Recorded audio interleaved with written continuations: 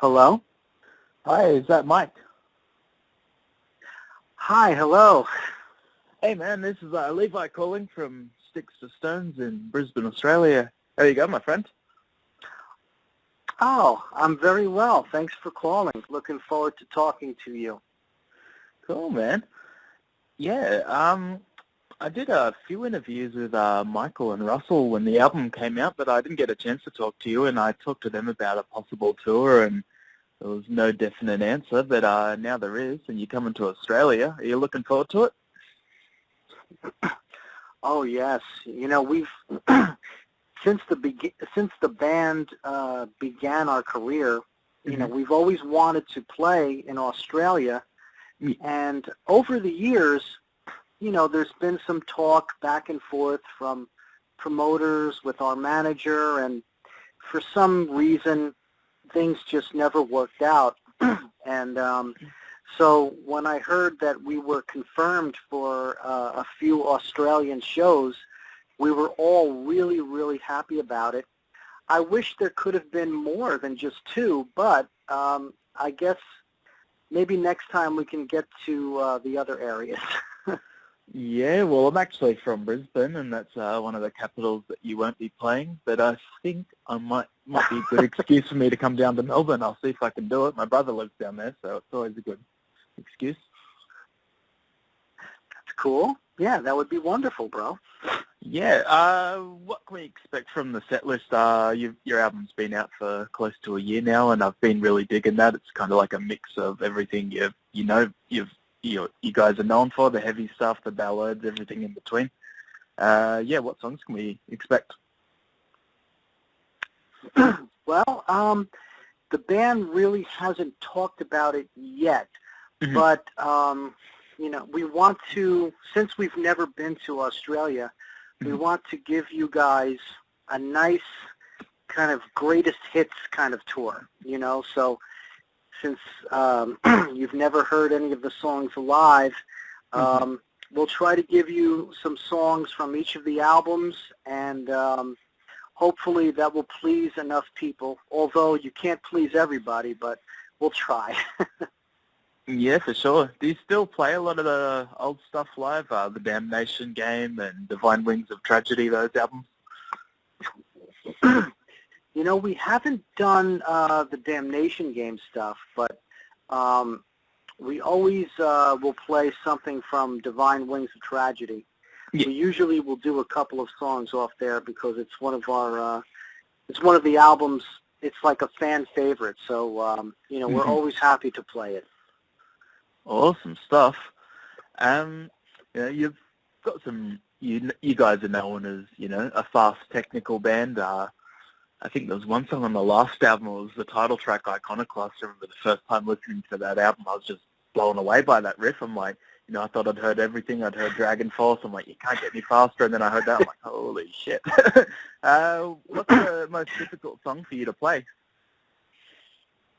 Well, it's funny that you bring up Iconoclast because, yeah, that opening riff, it took me so long to get that and be able to play it properly. Let's see. As far as the new album, I think the song that's really, really hard is actually Underworld, because it, like, when you play that, it kills your left hand just from the way the notes are, you know, are structured and on the fretboard. So, and that's like, usually we open with that, so that like kills me right off the bat. but yeah, that was probably the toughest one on the newest album. Yeah, and are you a finger bass player or a pick bass player?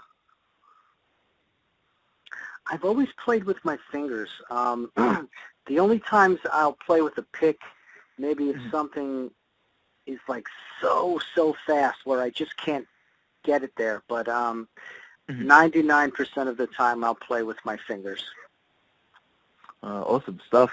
You did a solo album a little while ago, and you play a bit of guitar on that. Do you play guitar often? Well, usually what I'll do as far as the guitar, I play just enough guitar to be able to write music. So when I did my solo album, I wrote all the songs on guitar, and I said to myself, well, instead of just showing somebody how to play all the songs, I'll just record them myself. Yeah. Is there any plans to do a follow-up solo album? Yes. I'm actually in the middle of recording a follow-up solo album now. Mm-hmm. With all the touring that Symphony X is doing, what I do is I just try to find time in between the tours and do a little bit here, a little bit there. But it's moving along. The drums, the bass, and the rhythm guitar are done. So, I'll start tracking the vocals when we have some more time. Mm-hmm. And Michael's known for writing a lot of the stuff in Symphony X, but do you get to put in a bit of input too to the songs? Yes. Michael, he writes so many riffs and so many parts. It's amazing that, but, he's always open to anybody in the band who has music or lyrics or anything like that. And usually what we do is Mike will, he'll come up with some ideas for a song, and he'll demo it in his studio, and he'll send it to the rest of us. And then we'll kind of help him tweak some parts, or rearrange some parts or whatever suggestions we have.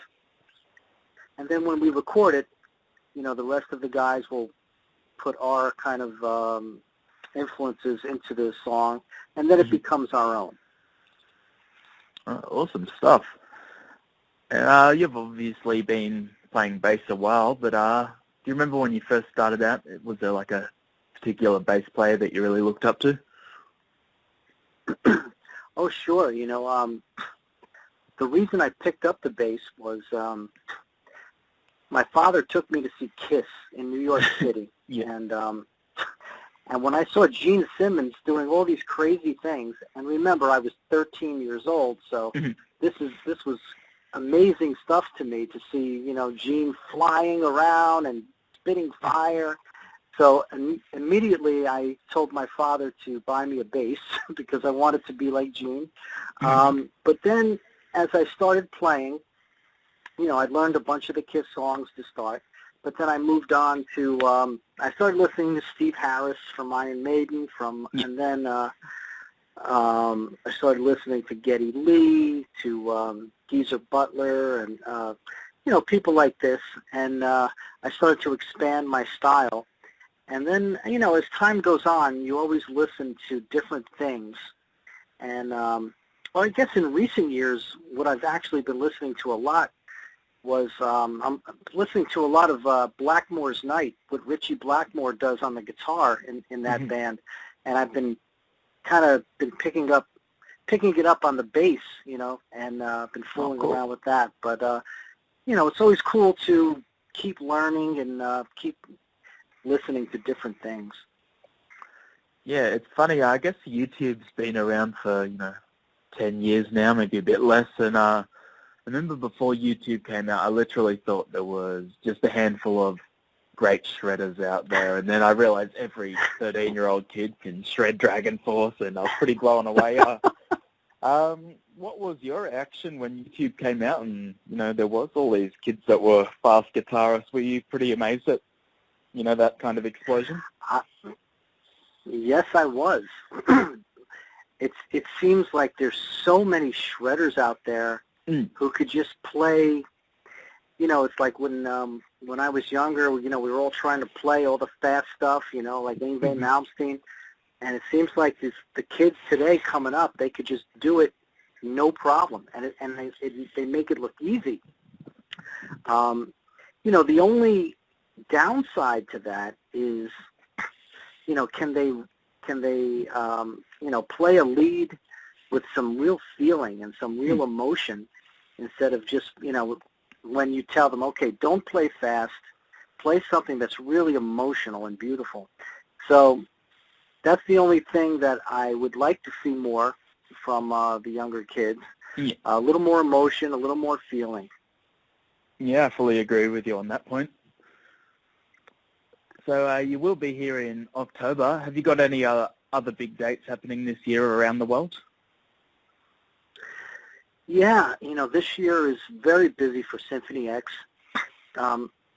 We just got back yesterday from Sweden. We played the Sweden Rock Festival, which is an amazing festival. The next thing we're going to do is in August, we're going to play the Wacken Festival in Germany. Oh, yeah. And then we're going to play, yeah, that's the big one. Then we have, we're going to do a festival in Spain and then another one in England. And in the middle there, we're scheduled to play a show in Tel Aviv, Israel. And then after that is the run that's going to end with Australia. We're going to start with a short 1-week tour of the U.S. Mm-hmm. Then we're going to play the Loud Park Festival in Japan, and then we're going to come see you guys. And then that will be everything. Then we'll be done for this year. When you do a big tour like this, you get to see most of the world. Do you enjoy that part of the lifestyle? Yeah, I mean, definitely all the plane travel really kind of beats up your body. But, once you see all these new places and you meet all these interesting people and you see different cultures, it's just so fascinating and amazing that it makes all the travel worth it. So, I'm really excited to come out to Australia and just talk to the people there and get a sense of where everybody's heads are at. And I just wish there were some more shows. Yeah, me too. Cool. I'll see a few more questions. What albums have you got in your car stereo at the moment? Is there anything you're really digging? Right now, I guess lately, it's not that I have a band that I'm, listening to their CD every second, but I've been listening to Ghost a little bit. I don't know if you like them. Yeah, I love them. Yeah, I think their music's pretty cool. It's like I can't seem to put it in a category. It's like it's metal, but it's poppy. It's dark. It's almost like a pop version of Merciful Fate. I don't know what to make of it, but it's cool. Yeah, for sure. I love that band. I don't know if they've been to Australia yet, but I'd definitely love to check out one of their shows because I know they're quite theatrical. Yeah. Yeah, awesome. Anyway, you guys will be here in October. It's going to be great. 2 shows, Sydney and Melbourne. Hopefully I'm going to make one of them. So I've been a big fan of Symphony X since about, 2004, I think was the first time I listened to you guys. So it's been a while. Oh, cool. Yeah, that's it's about time, I think. So, we're going to definitely give a rip-roaring show. I think we've never sounded better in our career, and I think the fans are in for a treat. Yeah, awesome, man. Well, can't wait to see you guys. I hope you enjoy the tour, enjoy all the countries you're going to play before you come here as well. Yeah, that sounds good. Definitely want to sample the Aussie food. Yep. And some of the sites if we have time. So, we're looking forward to it. Okay, man. Oh, thanks, Mike, for talking to me today. It's been awesome. My pleasure. Thank you for the interview, and hopefully we'll see you out there.